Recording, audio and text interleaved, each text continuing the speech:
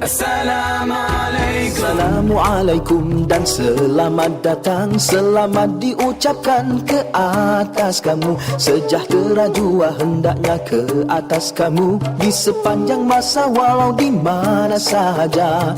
Tak kira apapun warna kulitmu, marilah kita satukan dua hati kita. Lupakan saja segala prasangka, perbalahan dan juga jurang perbezaan. Mari hidup bersama, di dalam rahmat Tuhan. Assalamualaikum. Assalamualaikum. Salam senantiasa walau di mana sahaja. Assalamualaikum. Assalamualaikum. Ku menghulurkan salam. Salam adalah segalanya. Ni main dans la main bâtissons notre destin pour des lendemains qui chantent enfin l'hymne de l'entente. Vivre libres et égaux et s'élever très haut sans haine et sans colère bien au-delà des frontières. Ni main dans la main bâtissons notre destin pour des lendemains qui chantent enfin l'hymne de l'entente. Vivre libres et égaux et s'élever très haut sans haine et sans colère bien au-delà des frontières. Répandre sans compter la paix, la liberté. Tiada perbezaan warna kulit, mari kita saling bertukaran senyuman. Sesungguhnya tiada apa-apa perbezaan, sentiasalah hidup dalam persefahaman. Mari bersama bergandingan tangan, marilah kita bina destinasi bersama. Demi mencari hari yang bahagia, agar kita gembira di hari muka. Maju tanpa batasan, dalam aman dan damai. Assalamualaikum. Assalamualaikum. Ku menghulurkan salam. Salam adalah segalanya.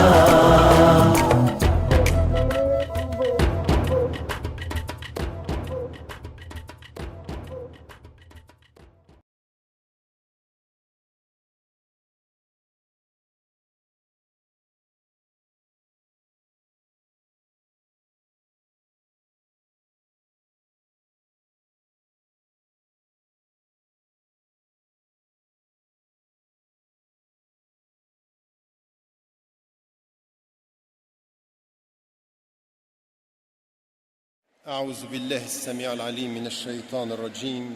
بسم الله الرحمن الرحيم، والصلاة والسلام على أشرف المرسلين سيدنا محمد وعلى آله وصحبه أجمعين. ونعوذ بالله من شرور أنفسنا ومن سيئات أعمالنا. من يهد الله فهو المهتدى ومن يضلل فلن تجد له وليا مرشدا. ونشهد أن لا إله إلا الله وحده لا شريك له، ونشهد أن محمدا عبده ورسوله. أيها الإخوة أيتها الأخوات، أحييكم بتحية الإسلام، تحية من عند الله مباركة طيبة. السلام عليكم ورحمة الله وبركاته.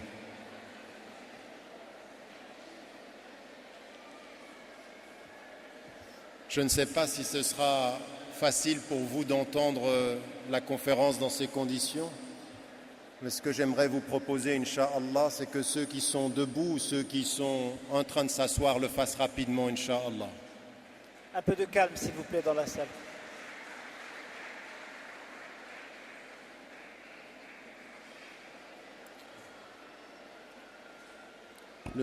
J'aimerais commencer par remercier les organisatrices et les organisateurs, l'Union des organisations islamiques de France, de cette invitation. Ça fait de nombreuses années où, alhamdoulilah, aujourd'hui nous sommes là, et j'aimerais aussi profiter de présenter à ma gauche le frère Mbaye Ndiaye, qui vient du Sénégal et qui est, comme on l'appelle en Afrique, un doyen.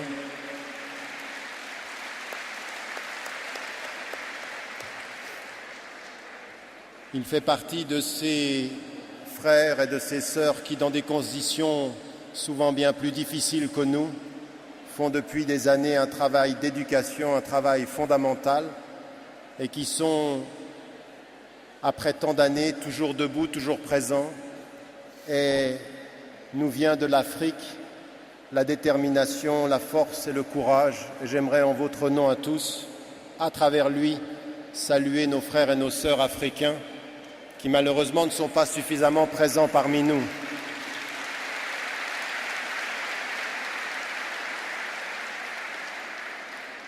Le sujet d'aujourd'hui est le sujet qui a été choisi autour de la famille. J'ai voulu avec vous faire un voyage, réfléchir à la question de la famille en islam, non pas simplement dans l'idéal, non pas simplement dans ce que l'on répète au travers des versets du Coran ou de ce que le prophète sallallahu alayhi wa sallam a dit ou fait, mais essayer de partir de ces éléments, ces principes, ces visions et d'essayer de venir aux réalités quotidiennes qui sont les nôtres. Et pour cela, ce que j'aimerais faire avec vous, c'est faire un voyage et observer chacune des étapes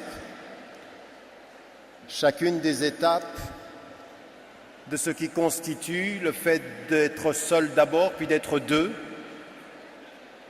et de vivre dans cette exigence, puis ensuite de voir une famille se constituer, puis ensuite, par rapport à cette famille, penser à la nature de la relation qu'il faut déterminer avec ses enfants, pour terminer et réfléchir à la façon dont il faut que nous réfléchissions la nature de nos relations à nos parents. Donc un cheminement dans le temps et un cheminement qui va des textes qui nous ont été révélés dans le Coran et le Karim, mais aussi à notre réalité quotidienne et en suivant l'exemple du prophète alayhi salam.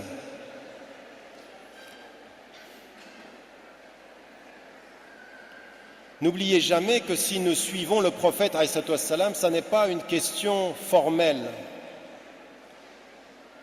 Et il faut aborder le fait de suivre le prophète alayhi salam exactement comme on aborde la question de la famille. La famille, c'est un cadre, mais ce qui donne sens au cadre, c'est les sentiments qui le façonnent et c'est la spiritualité qui lui donne force. Quand nous revenons au Coran et qu'il nous est dit, qu'il nous est dit, In kuntum tuhibbuna Allah fattabi'uni, qul, dit, si vous aimez Dieu, suivez-moi. Yuhibbukumullah, Dieu vous aimera. Cette relation d'amour, elle est partout dans le sens du Coran, elle est partout dans la famille. Le prophète, alayhi salam, on le suit non pas parce qu'il nous est dit comme un ordre formel qu'il faut le suivre, mais parce que dans le fait de le suivre, il y a un rapprochement avec Allah subhanahu wa ta'ala, qui est une question de dit. Si vous aimez Dieu, suivez-moi et Dieu vous aimera. Et c'est ça le sens de laqad kana lakum fi rasulillahi uswatun hasana. Le fait que dans le Coran il soit dit il est dans l'exemple du prophète le meilleur modèle, c'est pas le meilleur modèle dans les formes, c'est le meilleur modèle dans le fond, dans le sens et dans l'amour. Et ça, il faut toujours se rendre compte qu'il faut construire une famille comme on suit le prophète alayhi salam. Non pas dans des règles qu'on applique, mais dans un cœur qu'on façonne, dans des principes qu'on façonne à la lumière de ce cœur que l'on éduque, parce qu'on apprend à le faire. Et malheureusement, le lien entre le modèle prophétique, le modèle du prophète alayhi salam, et notre cheminement, on ne le fait pas assez dans la dimension de comment éduquer son cœur à mieux l'aimer, à mieux le comprendre et à mieux le suivre. Ayant dit cela, ce qu'il faut qu'on fasse, c'est que de ces grands principes, il faut qu'on passe à la compréhension des grands principes, à leur application. Qu'est-ce qui fait, au fond, qu'est-ce qui fait au fond que le prophète alayhi salam est un horizon d'amour pour nous? Uniquement parce qu'il a reçu la révélation? Non. Ce que nous dit le Coran ici est très important. Si vous aimez Dieu, dit Qul in kuntum tuhibbun Allah. Si vous aimez Dieu, suivez-moi. Pourquoi est-ce que ceci devient fondamentalement important pour nous? Pourquoi est-ce que suivre le prophète alayhi salam devient important? Pourquoi est-ce qu'il est celui que l'on suit? Pas simplement parce qu'il a reçu la révélation, mais parce que ce qu'il a fait, c'est traduire les principes dans le quotidien des hommes. Et quand Aïcha radiallahu anha dit kana khuluquhu al-Qur'an, il était le Coran qui était traduit dans le quotidien. C'est ça, c'est pour cela qu'on l'aime. Il est celui qui a reçu, il est le mukhtar, l'élu, il est celui qui a compris, il est le faqih, et il est celui qui a appliqué, il est celui qui a tabbaq al-islam, il est celui qui l'a appliqué, et il a commencé par son cœur et il l'a organisé dans la société en l'organisant dans sa famille. C'est ça qu'on essaye de faire, c'est à cela qu'il faut revenir. Et chacun d'entre nous, dans son application quotidienne, ne doit pas simplement y mettre des principes, il doit y mettre du cœur. Il ne doit pas simplement y mettre du cœur, il doit y mettre de l'apprentissage. Il ne doit pas simplement y mettre de l'apprentissage et du cœur, il doit y mettre de la connaissance. Une connaissance qui est compréhension et qui est amour. Parce que le prophète, alayhi salam, il est la voie qui nous rapproche de l'unique. La ilaha illallah. Cette dimension de la famille, c'est comme ceci qu'il faut y entrer, c'est comme ceci que je vous propose ce voyage à travers l'exemple du prophète, alayhi salam, et de partir des grands principes et d'observer les petits détails pour se poser la question fondamentale de comment, de l'idéal à la réalité, on va suivre des étapes, on va suivre des exigences et on va comprendre qu'aujourd'hui, comme hier d'ailleurs, mais peut-être encore plus aujourd'hui qu'hier, constituer une famille, vivre avec un homme, vivre avec une femme, être un papa, être une maman, être une fille, être un garçon, le fils ou la fille de son père, c'est un djihad, c'est un effort du cœur et de l'intelligence, c'est un effort quotidien. Ce djihad-là, il est fondamentalement important. Vous savez, un jour, des gens étaient venus vers un cheikh, c'était une situation de guerre, c'était une situation de conflit, et il lui dit, nous, ce qu'on veut, c'est aller mourir, fi sabilillah, el mautu fi sabilillah. Et le cheikh les a regardés, il leur a dit, vous savez, el mautu fi sabilillah, la mort dans la voie de Dieu est très difficile, c'est le sacrifice de soi pour les principes, mais la vie dans la voie de Dieu est encore plus difficile, parce que ça demande quotidiennement un effort. Ne cherchez pas vite la fin, parce que le chemin est difficile. S'il vous plaît, si je peux vous demander pour le temps de la conférence et jusqu'à 20h15 de ne pas applaudir. Pour deux raisons, on perd du temps et ça me perturbe. Et donc on va rester dans le silence, on va faire un voyage très calme, sans applaudissements, simplement avec un travail intérieur. J'aimerais, pour le temps de 40 minutes, parler publiquement à chacun d'entre nous. Parler publiquement à chaque cœur et à chaque intelligence. Je ne suis là que pour ça. Ce chiffre-là, le nombre que vous êtes ce soir, la salle remplie, ça ne m'impressionne plus du tout. Ce qui aujourd'hui compte, ce n'est pas le nombre que vous êtes dans la salle, c'est le nombre de cœurs qui comprend ce que l'on dit et qui essaye personnellement, intimement, individuellement de rentrer chez lui avec sa femme, avec son mari, avec ses enfants, avec ses parents, de changer. Ce qui compte, c'est la qualité du changement, pas le nombre de la foule. On le sait, on le voit, et le prophète alayhi salam nous l'avait annoncé. Un jour, vous serez nombreux, mais vous ne valerez pas plus que l'écume à la surface de l'eau. Parce que Hubb Dunya aura eu raison de vous. Parce que les éléments de cette vie auront eu raison de vous. Parce que la crainte même du fait de retourner vers Allah subhanahu wa ta'ala aura eu raison de nous.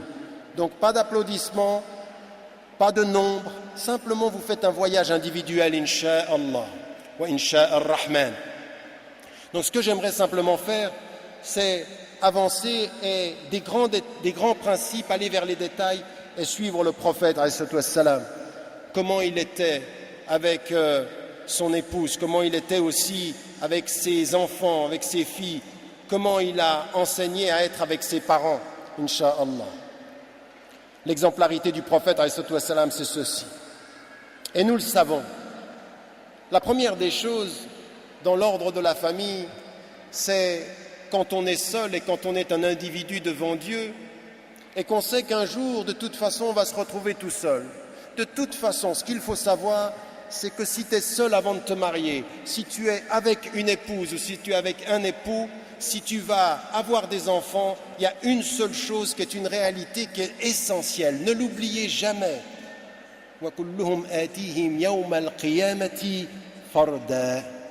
Chacun d'entre nous revient à Allah subhanahu wa ta'ala seul. De toute façon, on construit une famille dans les principes et l'amour. On vit dans les principes et l'amour. On éduque dans les principes et l'amour, mais on n'oublie pas une chose.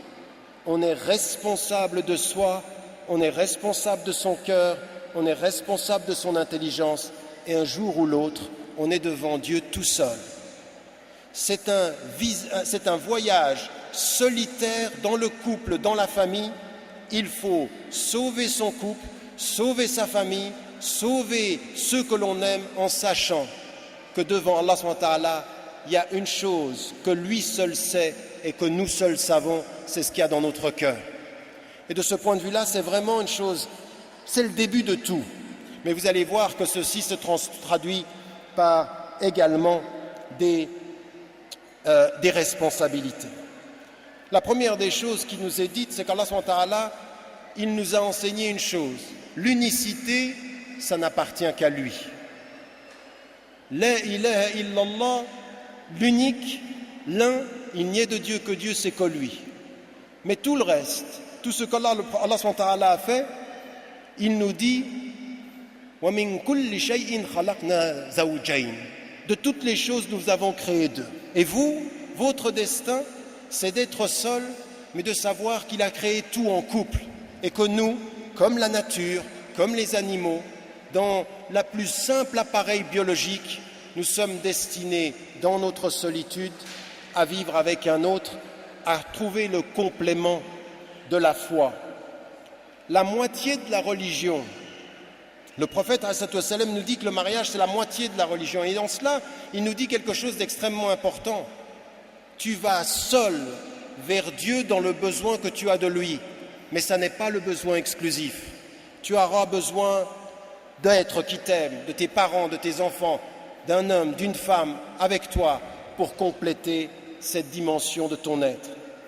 Être deux, et dans le être deux, puisqu'Allah subhanahu wa ta'ala nous a dit de toutes choses, j'ai créé un couple. Et donc il faut accepter. Alors bien sûr, en islam, il n'y a pas une obligation absolue de se marier.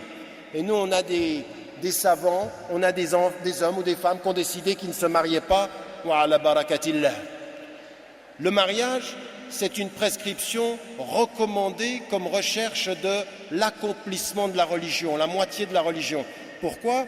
Parce que c'est ce qui va nous apporter la paix du cœur, la paix de l'intelligence et la paix du corps.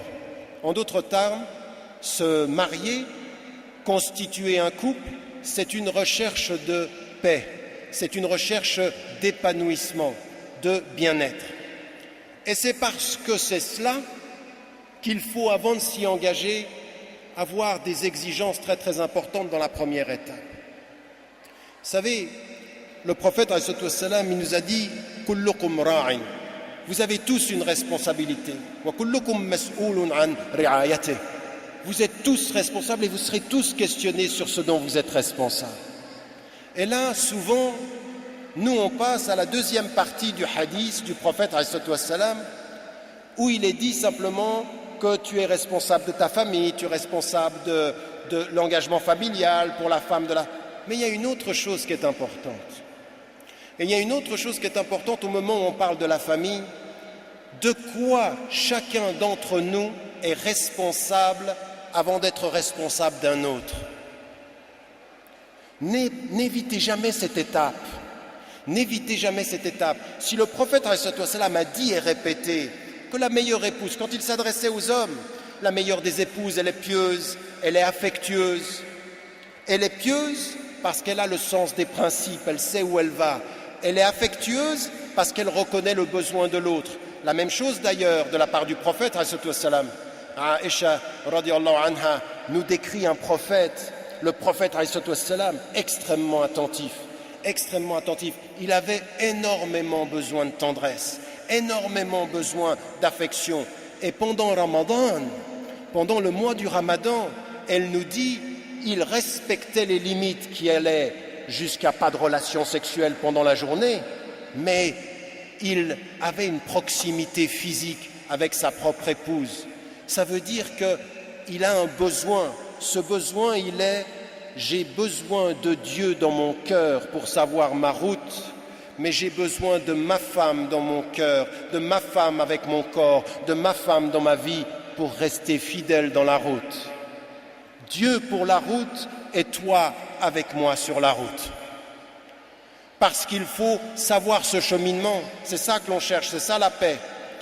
Et donc le prophète, il nous enseigne des dimensions importantes, mais revenons au début du hadith. Chacun d'entre nous, kullukum ra'in, vous avez tous une responsabilité. Kullukum, avant de faire la distinction entre l'homme et la femme, il a dit tous, chacun d'entre nous personnellement, chacun dans cette salle. Et il dit même plus, kullukum mas'oulun, vous allez tous être questionnés sur votre responsabilité. Et c'est laquelle la responsabilité? Maintenant, vous oubliez tout le monde. Vous oubliez votre papa, vous oubliez votre maman, vous oubliez vos fils et vos filles, vous oubliez votre mari et votre femme, et vous vous dites, de quoi suis-je d'abord responsable? Eh bien, de la première responsabilité, elle est celle-ci. Allah SWT, il vous a donné à tous un cœur, une intelligence et un corps. Et quand on a une intelligence, et quand on a un cœur, et quand on a un corps, on a une personnalité. Il y a une chose dans cette salle que personne d'autre ne partagera avec vous. Ce sont vos empreintes digitales. Personne ne les partage avec vous, vous êtes seul. Il y a une deuxième dimension psychologique. Personne dans cette salle ne partage avec vous votre personnalité. Même votre frère, même le jumeau homozygote qui vient du même œuf, il n'a pas la même personnalité. Pourquoi? Parce qu'on est créé d'une façon, on interagit avec le monde d'une certaine façon. Et la première des responsabilités que l'on a devant Dieu, c'est de s'observer et de savoir quels sont nos besoins. Et ça, c'est la première des responsabilités. Avant de penser, je suis responsable de ma famille, je suis responsable de moi-même.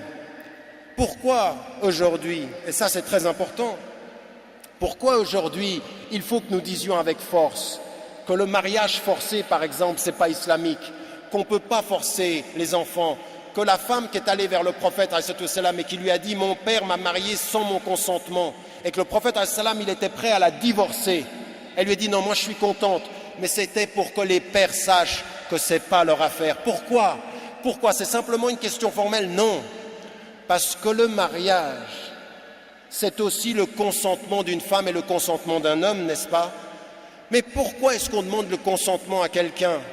Consentir à marier, c'est consentir à s'écouter. Ça veut dire qu'un homme, ça veut dire qu'une femme, il a des goûts, il a une intelligence, il a des attentes. La première des responsabilités avant de trouver un mari, la première des responsabilités avant de trouver une femme, c'est de vous questionner sur vos propres attentes. C'est pas « il est musulman, hiya muslima walhamdulillah ». Non, ça ne marche pas comme ça. Il faut aujourd'hui que vous compreniez qu'on peut faire confiance en Allah SWT dans les mariages, mais il y a une chose qui est très importante. Le monde est compliqué, nos sociétés sont difficiles. Prenez le temps d'écouter vos besoins avant simplement de répondre aux principes. Le mariage islamique, c'est répondre à ses besoins, respecter les principes.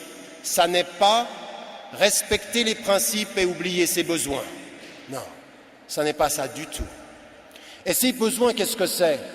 Certains d'entre vous dans cette salle, ils sont jeunes, ils ont une attente par rapport à un homme et une attente par rapport à une femme qui sont de l'ordre intellectuel. Ils ont besoin dans leur vie qu'on les écoute. Ils ont besoin de parler. Ils ont besoin de temps. Ne négligez pas vos besoins. Chacun d'entre vous, et vous êtes responsable de votre corps et vous êtes responsable de votre équilibre.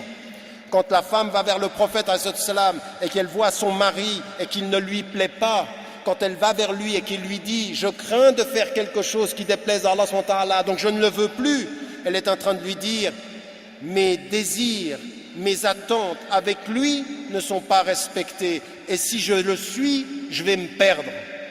Je préfère me gagner que de me perdre dans les principes. Apparemment, je respecte les principes, mais je suis mal. Il faut que de ce point de vue-là, je revienne. Attention, je conseille à toute femme et à tout homme, comprenant ce dont il est question ici, écoutez-vous. Faites un travail, une introspection, un jihad an-nafs. De quoi avez-vous besoin? D'un homme, d'une femme, avec une certaine intelligence. Il y a certains hommes parmi vous ici, ils ont besoin d'énormément d'affection. Il y a certaines femmes, énormément d'affection. Ils ont besoin qu'on les touche, ils ont besoin de caresses, ils ont besoin qu'on les écoute, ils ont besoin d'une présence, ils ont besoin de quelqu'un qui les protège. Ils ont besoin, c'est de cela qu'il faut parler. Ne négligez pas vos besoins en venant, en vous posant simplement la question « Ah, il est apparemment beau et il a beaucoup de ilm. » Attention, on épouse quelqu'un pour sa piété aussi, pour son physique aussi, mais aussi pour sa psychologie, pour ce qu'il comprendra de nos attentes. Première étape donc, c'est de bien s'observer pour faire comprendre à celui qui va être notre mari ou celle qui va être notre femme qu'on a des attentes, que ça aussi c'est important, qu'on doit faire attention à son corps, qu'on doit faire attention à son cœur. Trop de femmes et d'hommes pensent qu'il suffit de se marier dans la foi et dans les principes et demain ils se déchirent dans le quotidien parce que l'autre n'a pas vu le besoin, n'a pas compris la présence. Hunna libasun lakum wa antum libasun lahun. Vous êtes un manteau pour elles et elles sont un manteau pour vous et vous êtes un manteau pour elles. C'est le manteau de la protection. Mais de quoi vas-tu me protéger si tu ne sais pas où je suis vulnérable? Si tu dois me protéger, tu dois savoir par où je suis vulnérable, sinon tu n'es pas un manteau, sinon tu ne me sers à rien. Le manteau n'est manteau que si l'on sait la vulnérabilité de l'autre. Hunna libasun lakum, ça veut dire elle vous protège. Mais de quoi? De vos fragilités, de vos blessures, de vos besoins. La même chose pour un homme. Regardez le verset coranique. L'autre, une femme vous protège de votre masculinité et l'homme vous protège de votre féminité, c'est-à-dire il permet de l'accomplir, mais ce n'est pas seulement ça. وَمِنْ آيَاتِهِ أَنْ خَلَقَ لَكُم مِّنْ أَنفُسِكُمْ أَزْوَاجًا لِمَاذَا لِتَسْكُنُوا إِلَيْهَا تَسْكُنُوا السَّكَنَ. Et sakan, c'est la protection. C'est là où, avec toi, je me protège du vent, je me protège de la pluie. Mais qu'est-ce que c'est que le vent pour moi? Peut-être que pour un frère, le vent, c'est les femmes. Peut-être que pour un frère, le vent, c'est le besoin de tendresse. Peut-être que pour un frère, le vent, c'est la télévision. Chacun a ses faiblesses. Chacun doit chercher la couverture qu'il lui faut. Mais pour que je sache ta couverture, il faut que tu te saches toi-même. Il faut que tu fasses ce travail-là. Ne vous négligez pas. Il ne s'agit pas d'être égocentrique, il s'agit de savoir quels sont nos besoins. Il s'agit de savoir comment est-ce que, simplement en toute humilité, savoir ce dont on a besoin comme femme et comme homme. Première étape du mariage. Et ça, c'est très très important. Il y a des hommes, il y a des femmes, et nous, certains d'entre frères, on le reconnaît après 10 ans, 15 ans de mariage, où vous avez une femme, où vous avez un mari qui a besoin d'entendre des mots qui l'apaisent. Le prophète, alayhi salam, regardez Khadija, radiallahu anha. Khadija, vous pensez qu'elle a choisi le prophète, alayhi salam, comment? Elle est chef d'entreprise, elle est commerçante. elle a besoin de 3 qualités, la rigueur, la confiance et l'efficacité. La rigueur dans le traitement des affaires, la confiance et qu'il ne trahira pas, et l'efficacité. Le prophète al-salam, il est parti, elle l'a fait surveiller. Il a été de confiance, il a été rigoureux et il est revenu avec bien plus de bénéfices que ce qu'elle attendait. Elle avait un besoin d'un homme qui lui plaisait, elle avait une attente sur son intelligence, il a répondu à ses qualités. Elle s'est écoutée et elle l'a choisi, elle l'a fait venir à lui. Dans la situation tout à fait particulière d'une femme qui avait une autorité et une indépendance. Une femme qui s'est écoutée et qui a construit sa relation. Mais pas seulement. Regardez la force de la femme. Quand le prophète ﷺ reçoit la révélation, quand il reçoit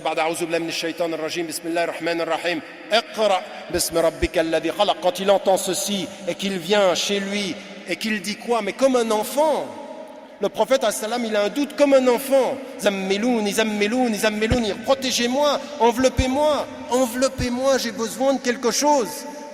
Elle le couvre et ensuite regardez la femme, regardez la psychologie. Elle sait exactement au moment de son doute ce dont il a besoin. Elle a écouté sa fragilité et lui a répondu avec la force. Tu es un homme honnête, tu respectes les liens de parenté, tu respectes les pauvres. Elle lui a donné la force. Hunna libasun lakum. Hunna libasun lakum. Mais pourquoi? Parce qu'au moment de sa fragilité, elle est venue avec la force. Elle est venue avec ce qu'il fallait. Regardez ce que c'est qu'un couple, ça commence comme ça. Mais pour arriver à cette qualité-là, c'est pas 2 êtres qui se négligent, c'est 2 êtres qui s'écoutent, qui font un djihad al-nafs et qui viennent, j'ai ce besoin, j'aimerais que tu comprennes ça, fais attention à cela. Et l'autre de la même façon, c'est 2 horizons qui viennent et qui suivent les traces du prophète alayhi wassalam. Pas d'idéalisme dans les mariages. Faites attention, vous savez, on est ici, c'est le Bourget, je ne sais pas, il y a combien de dizaines de milliers de frères et de sœurs, on parle de la famille, on regarde la société à l'extérieur et on se dit, nous au moins on a la famille. Attention, attention, il se peut qu'on ait la famille verbalement, mais que dans le quotidien aujourd'hui, il y a beaucoup de choses qui n'aillent pas. Les crises affectives, les divorces, l'augmentation du divorce qui atteint exactement dans certaines régions le même taux que toutes les autres personnes. Nous n'avons sur le plan pratique de leçons à donner à personne. Nous avons sur le plan des théoriques des leçons à réapprendre de nos textes, du prophète, du Coran et de la tradition telle qu'elle est dans ses racines, non pas dans un idéal, mais dans le quotidien de nos vies. De ce point de vue, nous avons à suivre effectivement le prophète est arrivé à cet horizon-là. Ça veut dire que quand le prophète parle de l'affection, ça aussi c'est très important. Vous avez remarqué une chose, c'est que beaucoup des relations qui sont liées à la famille sont souvent dans l'ordre de la protection. Et l'ordre de la protection, il est symbolique ici, c'est l'ordre de la protection de la foi et du cœur. Vous savez, quand quelqu'un vous dit « La ilaha illallah, je suis avec Allah, il y va ». Non, attention, protège-toi. Nous sommes tous très fragiles. Le prophète, il se protégeait. Le prophète, quand il parle aux croyants et qu'ils ont 13 ans de révélation, 13 ans de révélation, c'est dans la nuit qu'ils cherchent la protection. Sallu wa nasu niyam, priez pendant que les gens dorment, c'est ce qu'il dit à Médine, et il leur parle de cette force spirituelle, il faut s'armer, ça ne s'arrête jamais. Le prophète il priait des nuits et des nuits entières pour s'armer, et il s'entourait de cette protection-là. Il était vulnérable. On a un hadith qui est un hadith rapporté Hassan, Sahih li-ghayrihi, et qui nous dit que le prophète et qui est rapporté d'ailleurs dans ce qui a été traduit en français, Tahrir al-mar'a fi asr al-risala, le prophète il est rapporté par Abu Shaqqa et commenté, il est traduit dans l'encyclopédie de la femme de l'islam, où le prophète a eu à un moment donné cette fragilité de voir une femme, et il a eu quelque chose qui était l'émotivité, l'attraction physique. Et il est retourné vers son épouse Zainab. Et le prophète s'est protégé par elle de cette fragilité-là. Ça veut dire quoi? Ça veut dire que nous sommes tous des êtres humains, que nous avons nos fragilités. Et le prophète il est notre exemple par ses fragilités. renforcée par un travail spirituel, de foi, de protection. Alors il avait Khadija, radiallahu anha, qui l'a protégé, il avait toutes celles qui vont faire sa vie, qui vont le protéger. Et on a l'autre exemple dont j'ai parlé, qui est Aïcha, radiallahu anha, qui sont des femmes qui ont été d'un conseil et qu'il a écouté. Le prophète, dans des moments critiques de sa vie, a écouté, parce qu'il n'était pas marié à des femmes qui n'avaient pas de caractère. Le prophète est marié à des femmes de très grand caractère. Elles ont un caractère, et quand elles parlent avec raison, elles parlent avec raisonnabilité, et il les écoute. Salama de Sulh al-Hudaybiyah, il l'écoute quand elle lui propose d'aller faire le sacrifice, ils le suivront. Aïcha, il l'écoute. Khadija, il écoute ces femmes, et en général, elle l'oriente vers des solutions qui sont des solutions de la voie.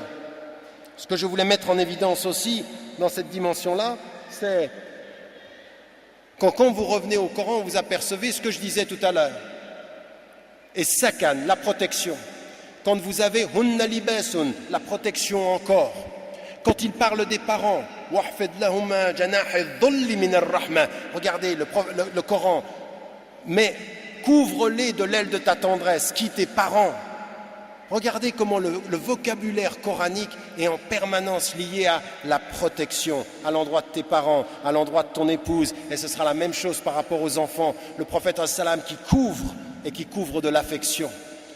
N'oubliez jamais l'expression affective avec le cheminement spirituel. Et une autre chose qui est importante, même dans l'horizon. Vous savez, c'est deux personnes qui écoutent les besoins de chacun, deux personnes qui s'écoutent en écoutant l'autre et qui sont dans cette recherche, savoir trouver l'équilibre, mais ce n'est pas fini. Ce qu'il y a aussi et qui est extrêmement important dans l'expérience légale, posez-vous toujours la question. Vous savez, le régime matrimonial en islam, il est toujours dans la séparation des biens. On ne confond ni le nom ni les biens. C'est-à-dire que l'islam a reconnu à la femme, dès l'origine, le statut d'être autonome en nom et en famille, autonome en biens et en finances. C'est-à-dire que son argent, ça lui appartient et son identité demeure. Elle a un droit et non pas une obligation, c'est de pouvoir justement tirer de ce couple la possibilité de la subsistance. Il a dit الرجال قوامون على النساء مما فضل الله بعضهم على بعض. Allah subhanahu wa ta'ala, il dit dans le Coran, contrairement à ce qu'on dit dans la traduction la plus juste, les hommes assument les femmes par la préférence que Dieu a voulu sur les femmes. Mais dans quelles circonstances? Par ce qu'ils dépensent. C'est un devoir pour l'homme et c'est un droit pour la femme. Mais attention, ce qui est extrêmement important, c'est que le caractère concret de la séparation des biens veut dire quoi? Fondamentalement, si vous y réfléchissez bien, la dimension fondamentale de la reconnaissance de l'autonomie des êtres. On est autonome, on a une personnalité. On doit s'écouter dans le mariage avec ses besoins et on a une personnalité juridique et on a une personnalité morale et on a une personnalité autonome. Ne l'oubliez jamais. Pourquoi? Parce que dans le couple, il ne faut pas que l'un se développe et l'autre se perde. Il faut que les deux aient le droit au même développement, à la même autonomie, au même épanouissement. Alors, j'aimerais dire de ce point de vue-là une autre chose, et qui va dans le sens de ce que je suis en train de dire. Vous voyez, j'en suis encore au couple, mais j'insiste tellement, parce que ça reste la vie entière. Que vous ayez des enfants, que vous soyez papa ou maman, n'oubliez jamais ça. Quand vous revenez au verset du Coran, vous savez, quand vous revenez au verset du Coran et que vous lisez un certain nombre de choses,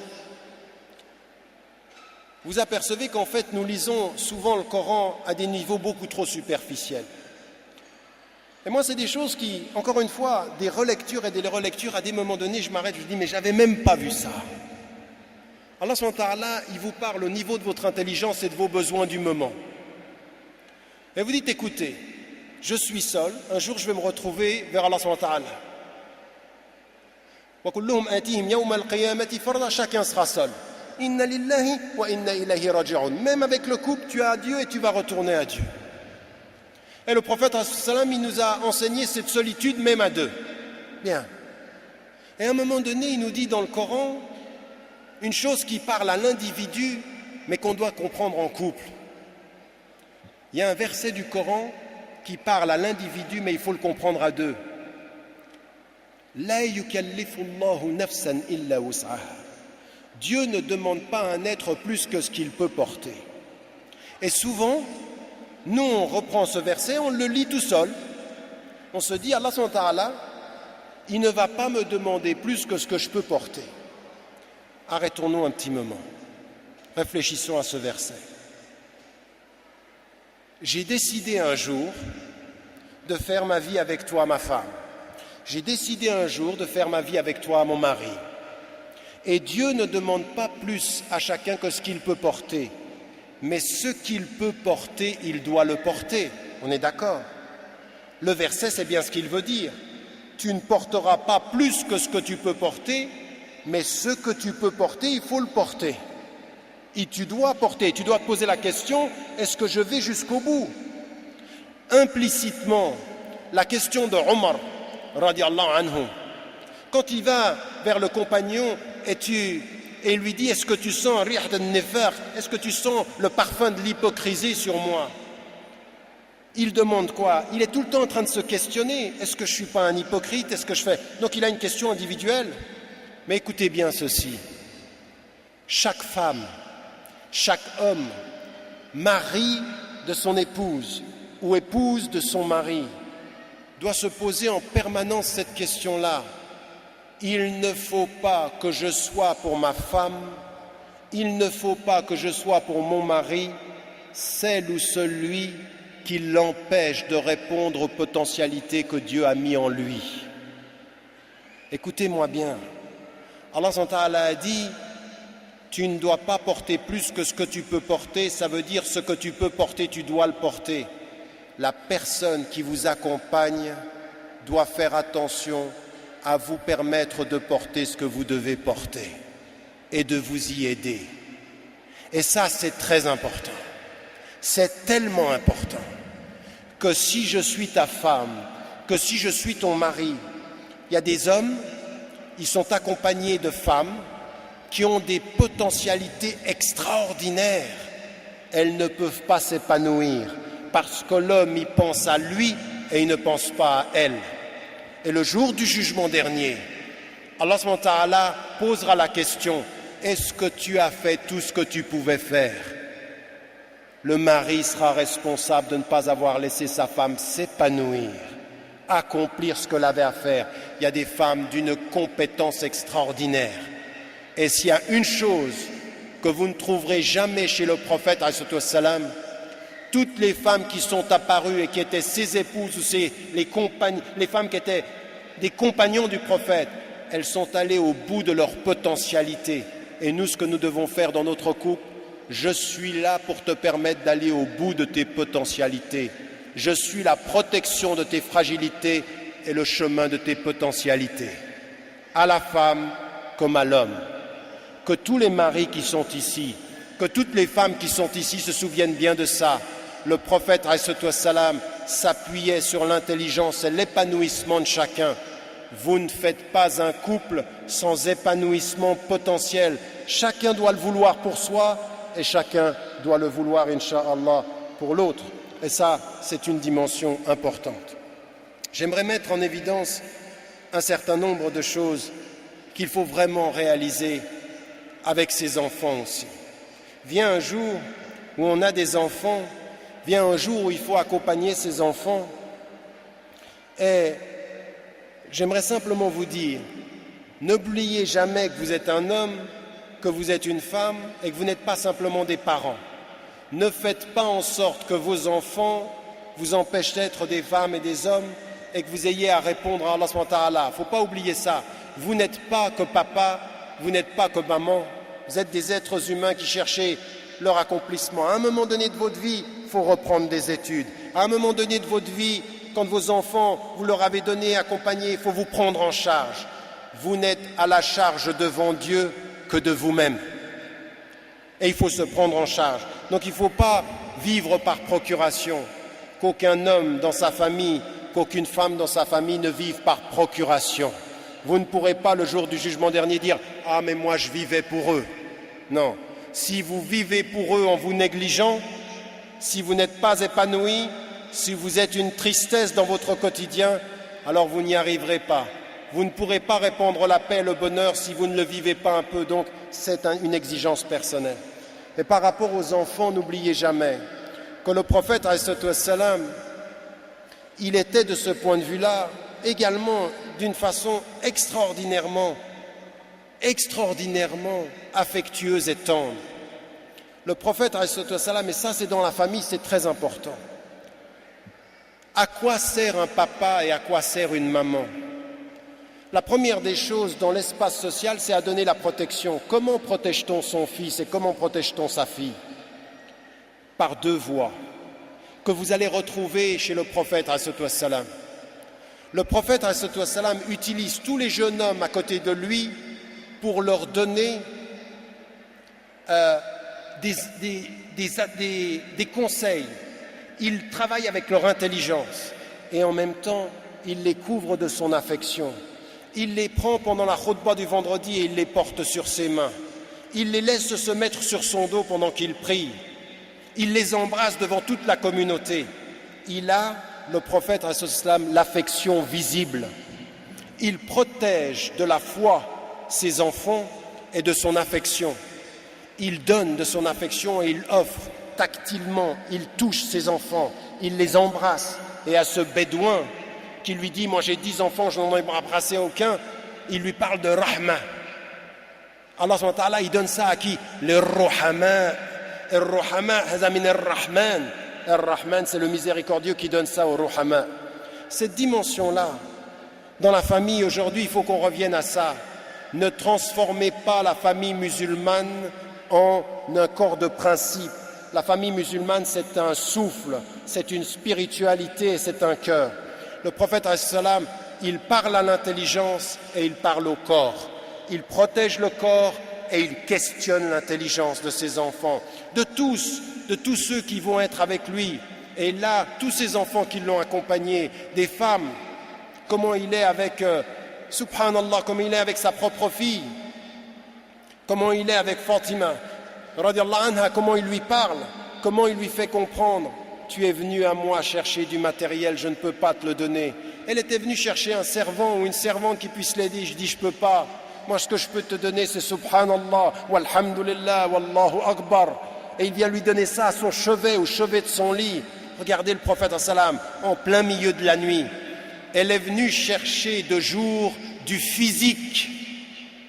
Il est allé vers elle, lui donner au bord de son lit la nuit du spirituel. Ça, je peux te le donner. Ça, c'est gratuit parmi les hommes, très lourd auprès de Dieu.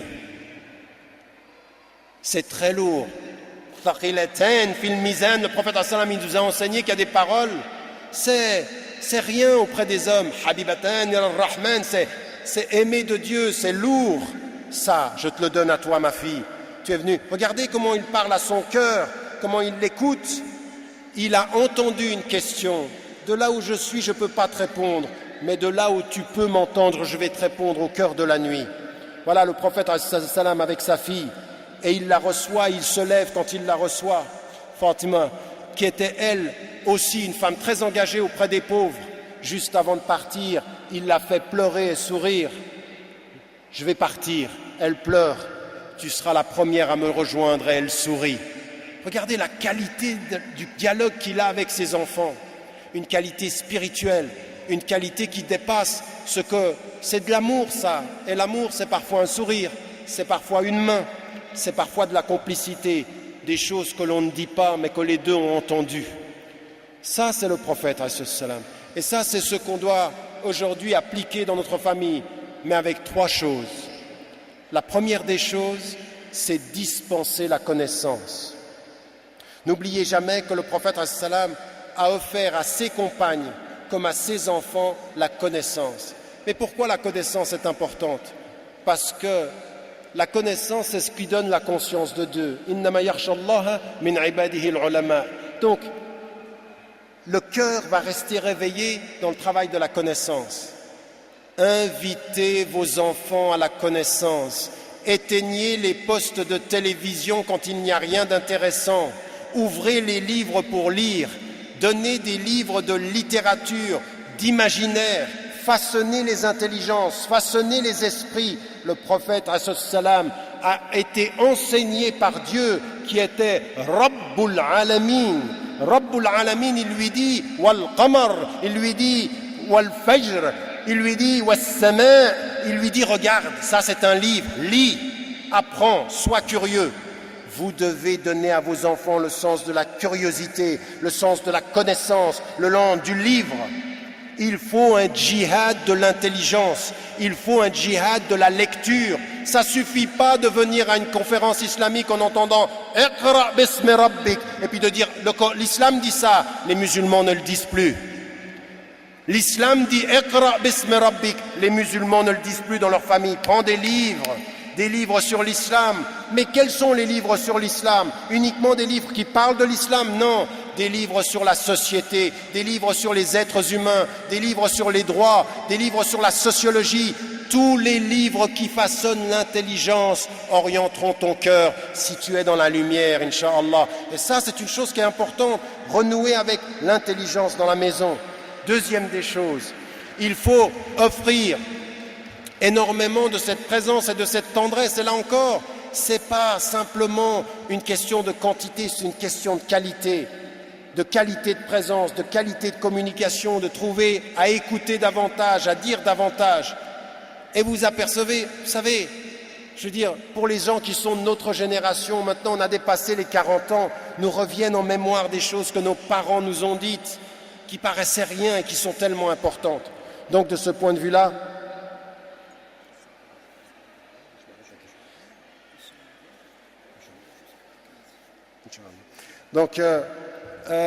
il faut de ce point de vue-là aussi beaucoup insister sur toutes ces dimensions de la connaissance, puis ensuite sur ce dialogue à la maison. Établissez des espaces de dialogue à la maison, établissez des espaces où vous voyez comment le prophète ﷺ était dans la qualité. Ce n'est pas toujours facile, mais c'est nécessaire. La troisième des choses que je voulais mettre en évidence, c'est qu'il faut donner à vos enfants aussi de la liberté et de l'autonomie. Alors, vous savez, moi je suis le premier.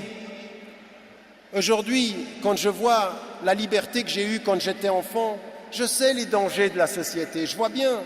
Et mon amour pour mes enfants, ma peur pour mes enfants, a fait à des moments donnés que j'ai envie de les protéger par trop de protection, de fermer, voire même de douter. Et il me renvoie aujourd'hui, il y a des moments donnés, il dit le manque de confiance. Il faut, c'est un djihad pour les parents, c'est un véritable effort, te donner un peu de liberté. Mais il y a une chose qui est importante, éduquer son enfant, c'est lui donner des outils. Va jusqu'au bout de donner les outils. Ensuite, toi, tu les utilises. Les outils, c'est la connaissance. Dispenser la connaissance islamique fondamentale.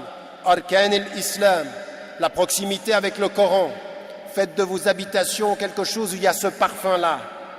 Il y a ce parfum du Coran, de la lecture, de l'écoute. C'est tellement important. Il faut un parfum particulier. Arkan al-Islam. Et puis le mois du Ramadan, l'exploiter, que ça soit même familial. Il y a des parents qui ne savaient rien de l'islam, qui ont donné à des enfants ici des choses extraordinaires. Ils avaient peu de connaissances islamiques, mais ils aimaient Dieu, ils aimaient le prophète et ils aimaient leur religion. Et dans la maison, ça se sent. Je vais vous dire une chose, on sent dans les maisons où on aime et où on n'aime pas. Il y a des maisons où c'est rigide, il y a des maisons où on sent qu'on aime la foi, le bien, la transparence, le service. C'est ça qu'il faut faire et ça c'est fondamental. C'est ça qu'il faut donner à ses parents aussi, leur donner les moyens d'être autonomes. Et savoir une chose, tu sais, je t'ai éduqué en te donnant les outils, un jour tu vas me quitter et avec les outils tu vas faire ta vie. Je ne suis pas responsable de ce que tu fais avec les outils, je suis juste responsable de te donner ces outils par l'éducation. Ça c'est notre responsabilité. Connaissance, Affection, parce que l'affection c'est la protection, parce que l'affection c'est le bien-être, et puis un peu de liberté. Vas-y, tu vas te cogner, tu vas tomber, je suis là. Mais il y a une chose que j'aimerais te dire, en toutes circonstances, dans la relation de l'homme et de la femme, n'oubliez jamais Ar-Rahma. Rohama bainahum, ça commence à la maison. Il faut que les femmes, une femme, toi, personnellement, il faut qu'un homme, un mari, toi, personnellement, tu apprennes à pardonner à ton mari ou tu apprennes à pardonner à ton épouse. N'oubliez jamais le pardon. Oubliez pas le pardon. Quand le prophète sallam il nous dit Man satara mu'minan fi dunya, il parle à tous les musulmans, mais il parle déjà de ta femme. Qui est le premier à te voir dans ta vie privée, ta femme ou ton mari? Protège-le. Fais comme Khadija radiallahu anha, protège. Donc il faut protéger et pardonner. Avec ton fils, c'est la même chose. Savoir protéger et pardonner à ses enfants aussi. Laissez aller, vas-y, je te pardonne, tu vas tomber, mais je veux te dire une chose. Quoi que tu fasses, quelle que soit l'erreur que tu fasses, dans cette société ou ailleurs, je suis ton papa, je suis ta maman, reviens. Il y a toujours une place dans mon cœur, même si apparemment il n'y en a pas. Et je propose à toutes les mamans et à tous les papas, ne fermez jamais définitivement la porte de votre cœur. Jamais. Jamais. Apprenez à pardonner. Nos enfants ont besoin de pardon. Ils ont besoin d'amour. Ils ont besoin de cet accueil. Ne jamais fermer cette porte. Et je termine maintenant simplement en disant une chose. Par rapport aux enfants, vous savez, quand vous allez partir et que vous avez des enfants, à un moment donné, il y en a parmi vous ici qui sont venus au Bourget, il y en a certains, ils se sont coupés de leurs parents. Il y en a certains qui ne parlent pas bien à leur père ou qui parlent bien à leur mère. Il y en a certains dont le papa est mort ou dont la maman est morte. On est ici et on parle de la famille. Vous savez, on est très clair là-dessus. On est extrêmement clair en islam là-dessus. وَقَضَى رَبُّكَ أَلَّا تَعْبُدُوا إِلَّا إِيَّاهُ وَبِالْوَالِدَيْنِ إِحْسَانًا. Le prophète, Allah subhanahu wa ta'ala nous dit, après Allah subhanahu wa ta'ala, il y a nos parents. إِمَّا يَبْلُغَنَّكَ عِنْدَكَ الْكِبَرَ أَحَدُهُمَا أَوْ كِلَاهُمَا فَلَا تَقُلْ لَهُمَا أُفٍّ. Si tu les accompagnes, vous savez, subhanallah, même vous savez, même avec ses parents, il y a quelque chose qui est d'une force de l'amour qui est tellement importante. Regardez subhanallah, le vocabulaire coranique. وَإِنْ جَاهَدَاكَ عَلَىٰ أَنْ تُشْرِكَ بِي مَا لَيْسَ لَكَ بِهِ عِلْمٍ فَلَا تُطِعْهُمَا. Si tes parents te demandent de faire quelque chose injustement vis-à-vis de Dieu, ne leur obéis pas. Ça veut dire en fait que ton amour, il est toujours lié à tes principes. Tu n'aimes pas aveuglément. Je t'aime papa, je t'aime maman. Mais si tu me demandes devant Dieu de faire quelque chose qui lui déplaît, je ne peux pas.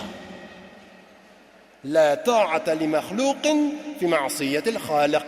Tu n'obéis pas à une créature en désobéissance aux créatures. C'est pas possible. Je ne peux pas. Et le Coran te le dit, s'il t'oblige ou t'invite à quelque chose qui est contre, alors ne leur obéis pas. Mais attendez, regardez ce qui vient. Wa sahibhuma fi dunya ma'rufa. Et accompagne-les de la meilleure des façons. En d'autres termes, mon amour n'est pas aveugle, mais même si vous ne respectez pas les principes, par ordre de Dieu, je dois vous accompagner. Et regardez le vocabulaire coranique, je termine tout de suite. C'est fini, merci. Inch'Allah les frères, tout de suite. Donnez-moi 2 minutes et je conclus. Regardez le vocabulaire coranique. وَاتَّبِعْ سَبِيلَ مَنْ أَنَابَ إِلَيْهِ. Regardez les deux mots ici. Ça, on ne fait pas assez en islam, on ne fait pas assez dans nos commentaires. Allah subhanahu wa ta'ala, il nous dit deux choses dans le Coran. Accompagne-les de la meilleure des façons. Donc, les parents qui n'auraient pas suivi l'islam ou qui te demanderaient quelque chose d'injuste, وَاتَّبِعْ سَبِيلَ, et suis le chemin. Accompagne-les et suis le chemin. Tu suis le chemin de tes principes et tu accompagnes ceux qui ont droit à ton amour. Regardez cette formule, c'est en 2 versets du Coran. Si vous n'arrêtez pas et si vous n'allez pas dans cette profondeur, vous ne comprenez pas cette force de l'islam. C'est exactement ce que dira Ibn Hanbal quand quelqu'un viendra lui poser la question sur « dois-je suivre mes parents ou dois-je partir en situation de guerre ?» Regardez, suis tes principes, suis ceux qui suivent les principes, mais n'oublie jamais d'accompagner de cœur. Donc d'intelligence, de cœur et de corps, tu suis les principes, de cœur avec tes parents. وَصَاحِبْهُمَا فِي الدُّنْيَا مَعْرُوفًا. Sahib, tu es un ami de leur route, mais tu suis. وَاتَّبِعْ سَبِيلَ. Regardez ces deux mots, ils sont là dans les 2 versets. Il faut réfléchir à ça. Et ça veut dire quoi? Ça veut dire que même dans ces situations-là, vous savez, Asma, la fille de Abu Bakr, elle demande au prophète, ah c'est le Ummi, sa femme, sa mère, elle vient, elle n'était pas croyante, elle vient demander de l'argent, est-ce que je dois faire le lien? Elle lui dit, Naam, Sili, Ummaki, c'est-à-dire, établis le lien avec ta maman. Et donc, on termine là-dessus parce que ça, c'est important. Vous avez des parents et il faut les servir dans cet amour. C'est-à-dire protéger de leur amour. Et le prophète a dit, ce qui reste, c'est birrul walidain, le lien avec. Attendez, c'est-à-dire la prière à son heure, ou birrul walidain, c'est-à-dire le lien avec ses parents. Ensuite de ça, quand ils sont là, les invocations et le service, servir. Mais ça va très loin. Toi et ton argent, tu appartiens à ton père et tu dois par 3 fois Ummak, c'est ta mère que tu dois faire, à laquelle tu dois faire attention. Donc un service absolu. Et la deuxième des choses, c'est que même s'ils te demandent de faire des choses qui ne sont pas islamiques, même s'ils n'étaient pas croyants, même si tu t'es converti, qu'ils ne le sont pas, tu les accompagnes de la meilleure des façons, même si tu suis la voie de l'islam. Tu suis la voie de l'islam et tu accompagnes tes parents et tu les sers. Mais ça, s'il vous plaît, ça n'est pas des mots. C'est chacun d'entre vous ici, quelle relation vous avez avec votre maman, quelle relation vous avez avec votre papa.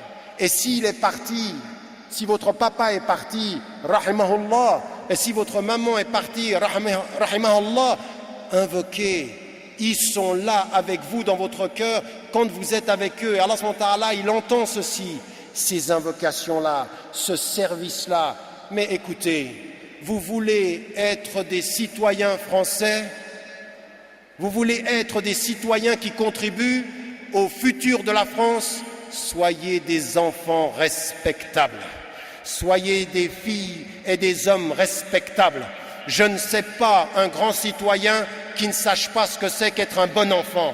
L'enfant de son père et de sa mère, la fille de son père et de sa mère. Vous pourrez me dire ce que vous voulez sur la citoyenneté. Si tu ne sais pas servir tes parents, tu ne serviras pas ta patrie. Wallahu a'lam wa a'la wa ahkam. Wassalamu alaikum wa rahmatullah. Vous pouvez applaudir à présent.